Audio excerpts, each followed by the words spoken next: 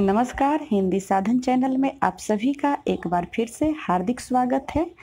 आज हम सभी जयशंकर प्रसाद के लिखित नाटक के बारे में जानेंगे और उनकी समय, विषय और नाटक के नाम को समझेंगे और नाटक में जो इम्पोर्टेंट जो मुख्य पंक्तियाँ है उससे भी संबंधित हम आज जितने भी प्रश्न होंगे जो हमारे परीक्षाओं में बनते हैं उसको हम आज हल करेंगे।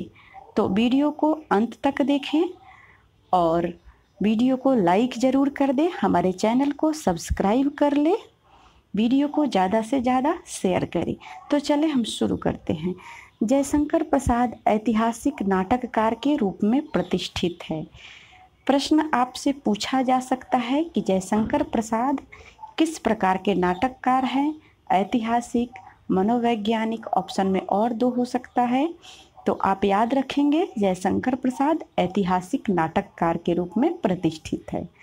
जयशंकर प्रसाद का प्रथम नाटक सन 1910 ईस्वी में प्रकाशित सज्जन को माना जाता है। जयशंकर प्रसाद के नाटक निम्नलिखित बताए जाते हैं। अब हम यहाँ पे देखेंगे नाटक, वर्ष, आधार और विषय के बारे में जानेंगे। जयशंकर प्रसाद के पहला नाटक जो है सज्जन, वर्ष 1910 ईस्वी में, आधार और विषय है सज्जन का कथानक महाभारत से लिया गया है। आगे देखेंगे दूसरा नाटक है कल्याणी परिणय 1912 ईस्वी। कल्याणी परिणय में चंद्रगुप्त और सेल्यूकस की कथा है। तीसरा नाटक है करुणालय 1912 ईस्वी। इसमें हरिश्चंद्र और विश्वामित्र का पौराणिक आख्यान है। चौथा नाटक है प्रायश्चित, ये 1913 ईस्वी में। इसमें जयचंद्र के मूर्खतापूर्ण कुचक्र के कारण पृथ्वीराज का अंत दिखाया गया है। आप विषय को भी जानेंगे, इस नाटक का क्या विषय रहा है। प्रश्न परीक्षाओं में विषय से भी पूछे जा सकते हैं कि जयचंद्र के मूर्खतापूर्ण कुचक्र के कारण पृथ्वीराज का अंत प्रेमचंद्र, क्षमा करें, जयशंकर प्रसाद के किस नाटक में है। तो यहाँ पे उत्तर होगा प्रायश्चित। तो इसलिए मैं ये आप सभी को बताना चाहूँगी कि आप नाटक के विषय को भी अच्छे से याद करेंगे। किस नाटक में जयशंकर प्रसाद ने क्या विषय रखा है, उनके लिखने का क्या उद्देश्य रहा है। अब हम देखेंगे पांचवा नाटक राजश्री। यहाँ पे हम नाटक का सीरीज भी देख सकते हैं, किस नाटक के बाद किस नाटक की रचना हुई। तो पांचवा नाटक जो है वो राजश्री है 1915 ईस्वी में। इसका आधार हर्षचरित्र तथा चीनी यात्री हैंसोंग का ऐतिहासिक विवरण है। छठा नाटक है विशाख। विशाख नाटक 1921 ईस्वी में इसकी रचना हुई और इसका विषय है विशाख का कथानक कल्हण के राजतरंगिणी के आरंभिक अंश के आधार पर निर्मित हुआ है। अगला नाटक है अजातशत्रु। इसकी रचना 1922 ईस्वी में। इनमें 3 राज परिवारों मगध, कौशल और कौशाम्बी को केंद्र मानकर शासकों की महत्वाकांक्षा और सत्ता लिप्सा को दिखाया गया है। जन्मेजय का नागयज्ञ, इसमें परीक्षित का प्रतापी पुत्र जन्मेजय पिता का बदला लेने के लिए नागों का विध्वंस करना चाहता है। अगला नाटक है कामना 1927 ईस्वी। कामना संस्कृत के प्रबुद्ध चंद्रोदय की भांति अन्योपदेशिक नाटक है। इनमें भावनाओं की नाटकीय पात्रों का रूप दिया गया है। अगला नाटक है स्कंदगुप्त 1928। इसमें कुमारगुप्त के विलासी साम्राज्य की उस स्थिति का चित्रण हुआ है जहां आंतरिक कलह, संघर्ष और विदेशी आक्रमण के फलस्वरूप उनके भावी क्षय के लक्षण प्रकट होने लगे थे। आगे देखेंगे एक घूंट, ये 1930 ईस्वी में एकांकी है, लेकिन एकांकी भी नाटक विद्या के अंतर्गत ही आता है। तो एक घूंट 1930 ईस्वी। इनमें आनंदवादी सिद्धांत को व्यवहारिक भूमि पर खड़ा किया गया है। यह एक एकांकी नाटक है। अब अगला जो नाटक है वो है चंद्रगुप्त। इसका प्रकाशन इसका समय है 1931 ईस्वी। इनका कथानक प्रसिद्ध ऐतिहासिक घटनाओं अलेक्जेंडर का आक्रमण, नंदवंश का नाश, सेल्यूकस का पराभव, चंद्रगुप्त की प्रतिष्ठा के आधार पर निर्मित है। आगे जो नाटक है वो है ध्रुव स्वामिनी। ये 1933 ईस्वी में लिखा गया। इसका विषय देखेंगे, ध्रुव स्वामिनी नाटक विशाख की देवी चंद्रगुप्त के आधार पर लिखा गया था। अब हम देखेंगे सन 1912 ईस्वी में कल्याणी परिणय का प्रकाशन नागरी प्रचारणी पत्रिका में हुआ था। चंद्रगुप्त नाटक कल्याणी परिणय का ही परिवर्तित रूप है। प्रसाद के नाटक चंद्रगुप्त का प्रकाशन सन 1933 ईस्वी में अभिनव चंद्रगुप्त के नाम से किया गया था। अब आगे बढ़ते हुए हम सब ये जानेंगे प्रसाद के नाटकों के प्रमुख पात्र कौन कौन से हैं। तो यहाँ नाटक है स्कंदगुप्त। इसमें पुरुष पात्र जो है वे हैं पृथ्वीसेन, स्कंदगुप्त, भट्टार्क बंधु, वर्मा, महादंडनायक, पुरु, गुप्त, कुमारगुप्त। और इस नाटक में स्त्री पात्र जो है वो अंतदेव की है, देवसेना और विजया। तो स्कंदगुप्त नाटक में 3 स्त्री पात्र है। अब हम आगे देखेंगे प्रसाद के चंद्रगुप्त नाटक।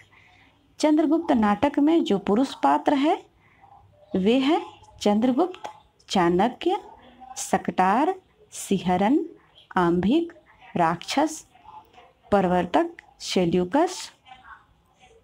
और इसमें जो स्त्री पात्र है वो है कार्नेलिया, कल्याणी, एलिस, मालविका, अलका, सुवासिनी।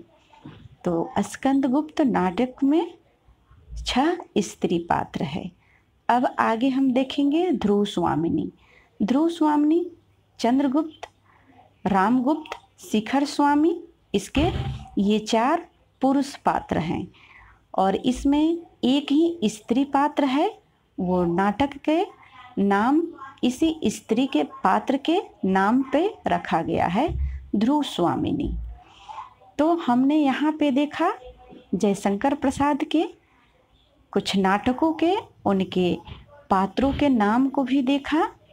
अब हम देखेंगे प्रसाद के नाटकों पर बंगला नाटककार द्विजेंद्र लाल राय तथा अंग्रेजी नाटककार विलियम शेक्सपियर ने नाटकों का सर्वाधिक प्रभाव है। प्रसाद के नाटकों पर बंगला नाटककार द्विजेंद्र लाल और अंग्रेजी नाटककार विलियम शेक्सपियर के नाटकों का सर्वाधिक प्रभाव है। यहाँ पे भी प्रश्न पूछा जा सकता है कि प्रसाद के नाटक का किन पे प्रभाव है। आगे देखेंगे ध्रुव स्वामिनी नाटक से समस्या नाटक का प्रवर्तन माना जाता है। इसमें अनमेल विवाह, तलाक एवं पुनर्विवाह की समस्या को उठाया गया है। अब हम देखेंगे प्रसाद के नाटकों के प्रमुख संवाद, गीत एवं कथन को, जो बहुत ही महत्वपूर्ण है और इससे परीक्षाओं में पूछे जाते हैं, प्रश्न पूछ लिए जाते हैं। संवाद और गीत को दे दिया जाता है और उससे पूछा जाता है कि ये प्रसाद के कौन से नाटक है।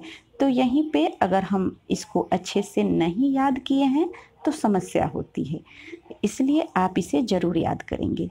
चंद्रगुप्त नाटक से मुझे इस देश के जन्मभूमि से के समान स्नेह होता जा रहा है।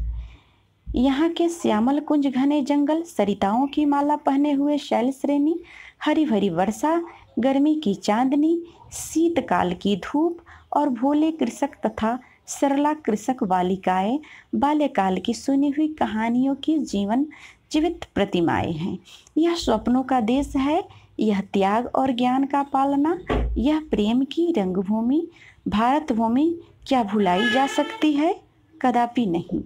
यह अन्य देशों की जन्मभूमि है, यह भारत मानवता की जन्मभूमि है। ये किसने कहा है? कार्नेलिया ने कहा है चंद्रगुप्त से। किस नाटक से? चंद्रगुप्त नाटक की पात्र कार्नेलिया जो है वो पुरुष पात्र चंद्रगुप्त से ये कही है। आगे हम देखेंगे चंद्रगुप्त नाटक से ही आगे कुछ और पंक्तियां है।